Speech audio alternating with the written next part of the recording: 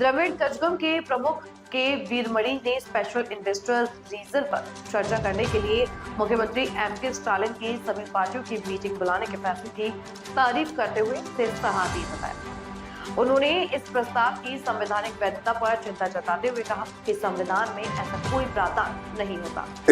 இது பற்றி கலந்தாலோசித்ததுடன் இந்த கருத்துடைய அனைத்து கட்சிகளையும் பரவலாக அழைத்து கலந்தாலோசித்து தக்க பரிகாரம் காண முனைந்திருப்பது மிகவும் வரவேற்கத்தக்கது. இதில் இந்த எஸ்ஐஆர் என்று சொல்லக்கூடிய ஸ்பெஷல் இன்டென்சிவ் ரிவிஷன் என்று சொல்லுவதற்கு அரசியல் சட்டத்தில் இடமில்லை.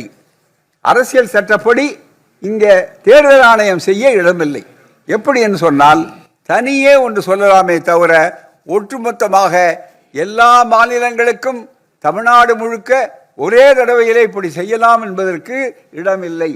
மிக முக்கியமான அடுத்த அடிப்படை என்னவென்றால் இப்போது இந்த சிறப்பாக எப்படியாவது இந்த வாக்காளர்கள் பட்டியலை மாற்றிவிட வேண்டும், வேறு இடங்களை கொண்டு வர வேண்டும் நினைப்பதற்கு இங்கே ஆதார் அட்டை என்ற பல்வேறு குழப்பங்களை எல்லாம் உண்டாக்கி அதில் முடிவெடுக்கக்கூடிய சூழல் இல்லை.